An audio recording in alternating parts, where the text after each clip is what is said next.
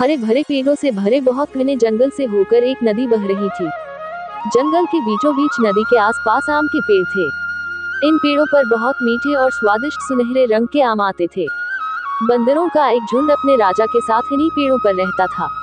बंदरों का राजा बहुत अनुभवी और समझदार था। वो अपने झुंड की पूरी देखभाल करता और बहुत ख्याल रखता था। समय समय पर सभी बंदरों की बैठक बुलाकर राजा सबकी बातें सुनता तथा अपने सुझाव दिया करता था।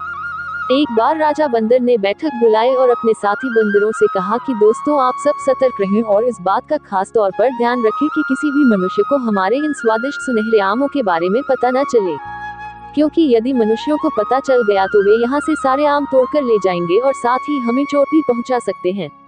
सभी बंदर सतर्क रहने लगे। एक दिन एक शरारती बंदर नदी के किनारे वाले सुनहरे आम के पेड़ पर चढ़ गया। खूब मजे से मीठे आम खाए और फिर वहीं उछल कूद करने लगा। उसने जोर जोर से पेड़ को हिलाया, जिससे एक पका हुआ आम टूटकर नदी में गिर गया और धारा के साथ बहने लगा।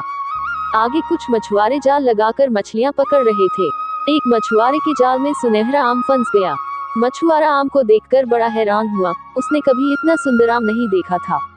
उसने सोचा कि इस आम को मैं राजा के पास लेकर जाऊंगा तो राजा खुश होकर मुझे इनाम देंगे। मछुआरा आम लेकर सीधा राजा के पास गया और बोला कि महाराज, यह रसीला आम मछलियां पकड़ते समय मेरे जाल में फंस गया। इसके सुनहरे रंग के कारण मैं आपके पास लाया हूँ। राजा ने मछुआरे से लेकर जैसे ही आम चखा तो अपनी आंखें बंद कर ली और कुछ समय के लिए वो जैसे मंत्रमुग्ध से हो गए। इतना स्वादिष्ट कोई भी फल राजा ने कभी नहीं खाया था। आम खाकर राजा ने एक मोतियों की माला अपने गले से उतारकर मछुआरे को इनाम में दी और कहा कि लाओ और आम दो। लेकिन महाराज, मेरे जाल में तो सिर्फ एक ही आम आया था। मछुआरा बोला, यदि यह आम नदी में बहकर आया है तो पीछे कहीं इसका पेड़ जरूर होगा जिस पर और आम लगे होंगे। महाराज थोड़ा सोचकर बोले। राजा एक बड़ी नाव पर अपने सेनापति और कुछ सैनिकों के साथ धारा की विपरीत दिशा में सुनहरे आम के पेड़ की खोज में निकल पड़े। जल्दी ही वो आम के पेड़ों तक पहुंच गए। एक सतर्क बंदर ने राजा और सैनिकों को आम के पेड़ों की ओर आते हुए देख लिया। वो लंबी लंबी छलांगे लगाता हुआ अपने राजा के पास जाकर घबराते हुए बोला कि मैंने कुछ लोगों को नाव से इधर आते हुए देखा है। उन्होंने हमारे आम के इन पेड़ों का पता लगा लिया है।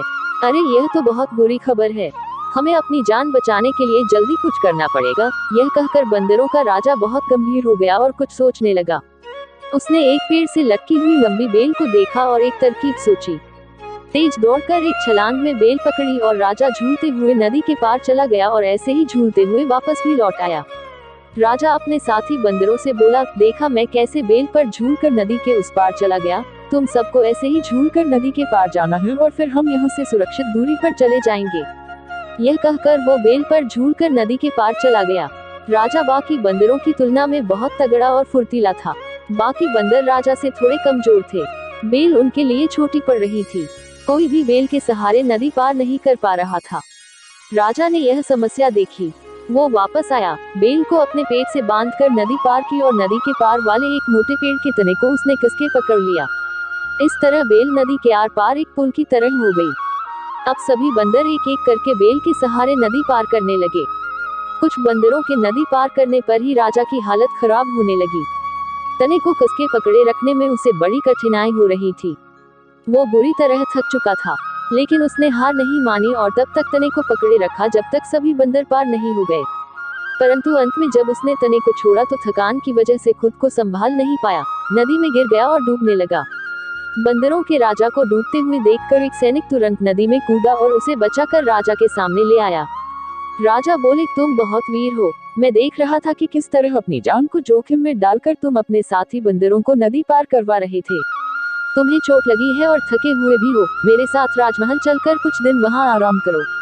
नहीं नहीं, अब मैं ठीक हूँ और मेरी थकान भी उतर चुकी है। मुझे विश्वास है मेरे साथी बंदर सुरक्षित दूरी पर पहुंच चुके होंगे। राजा होने के नाते अपने साथी बंदरों की सुरक्षा मेरा पहला कर्तव्य बनता है।